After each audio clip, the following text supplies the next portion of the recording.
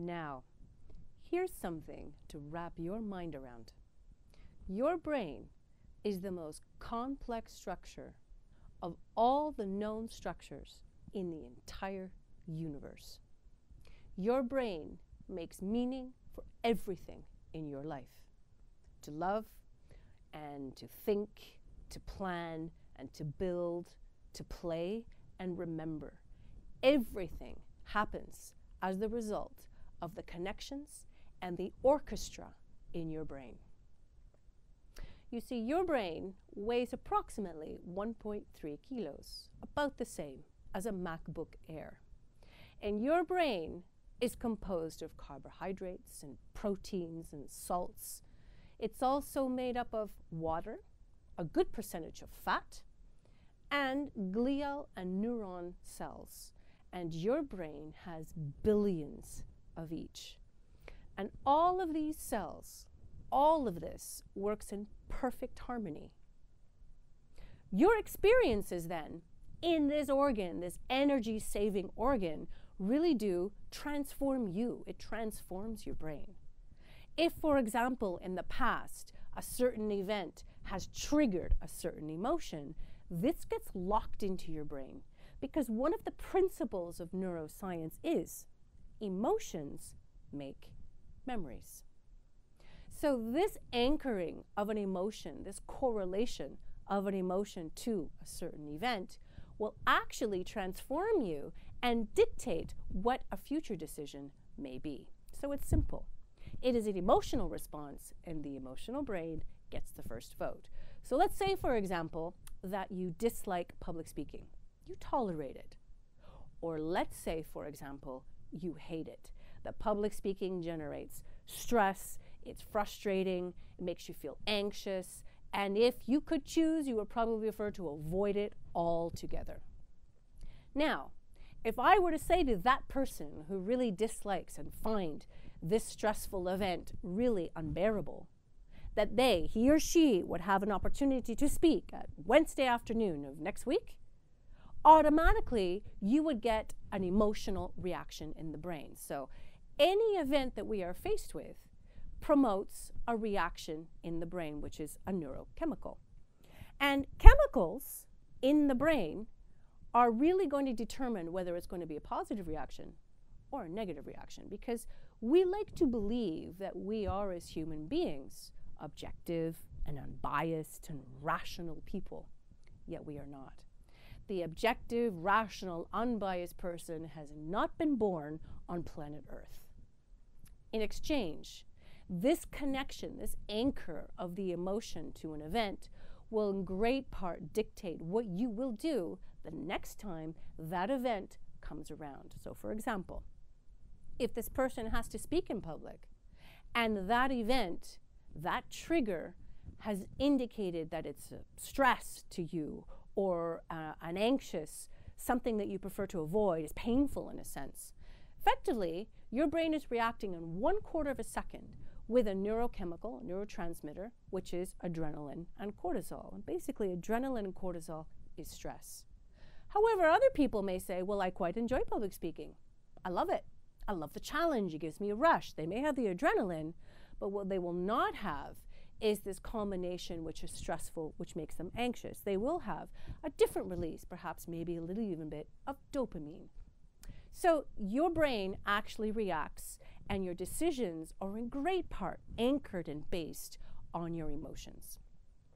Now, a lot of people say, well, I have to control my emotions, or there's no place for emotions. You are not at the mercy of your emotions. Your brain actually creates them. Again, in reaction to triggers. Is it going to be a positive reaction, or is it going to be a threat and therefore a negative, stressful one? So your emotions are a little bit like the sensation you have right now of the shoes on your feet. You probably weren't thinking about it or even aware of it until I just said it.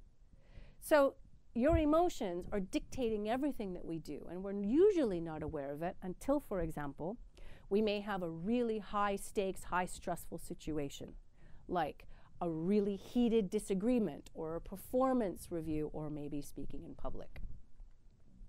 You see, emotions, again, are simply a chemical. Emotions are chemicals. And it takes your brain that 1/4 of a second response time to either generate a positive reaction or negative. And basically, love, we can say, is a chemical high. And each emotion is estimated to last approximately 6 seconds. So if the trigger continues, such as hopefully love for many years to come, you will continue having that release of oxytocin, serotonin, and the happiness which is given through dopamine. If, for example, the trigger is negative and adrenaline and cortisol mix together in your brain, and even more so, if you never actually really manage the stress, this adrenaline and cortisol, if you never rewire your brain to think and connect differently in response to a trigger, this may indeed activate an area deep in your brain, which is called the amygdala, which is often associated with feelings of fear. Now, if it gets to the feeling of fear, your brain is on high alert. It's a threat, and very likely you are not going to be at your optimal efficacy if you're feeling this way. Emotions, at the end of the day, really do rule our behavior and how our performance, the success or failure of anything, really comes down to how we feel about it. So in honor today of the topic of rewire, I would like to put forward the idea that yes, it is not a static system in your brain. If decisions have been made in the past because you have felt a certain way, that does not mean by any stretch of the imagination that in the future they could be different. So the question is how? How if, for example, I have a public speaking event that generates stress in the past, my brain goes in the past and thinks, how was that for me? How did I feel? And if it was stressful, anxious, I hated it, and it was painful, your brain says, well, if we've had that event in the past, this is also what it's going to be like in the future. And this is where rewire comes in. One of the very practical techniques that you can do to begin this re-anchoring of a different emotion is indeed visualization, which many of you maybe already know. Visualization, however, does not entail simply of you thinking about the event, the physicality of the event, the preparation, the logical, rational preparation of that event. It also entails tapping into how you feel about that event. So, start imagining that speaking in public or whatever that event is. And probably what will happen is those fears, that emotion will start to creep in because that's been anchored in the past. Try to push them out. Try to feel calm. Think about how you are feeling. No, you don't have to have all the answers. Yes, you can be quite honest. Yes, you can actually feel like this is possible. And the more you practice feeling differently about that event that causes you such worry, your brain starts to reassociate. You start to re-anchor. You start to rewire.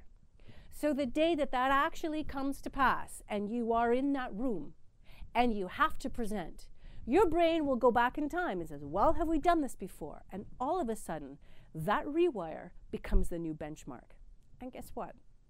You're going to feel differently.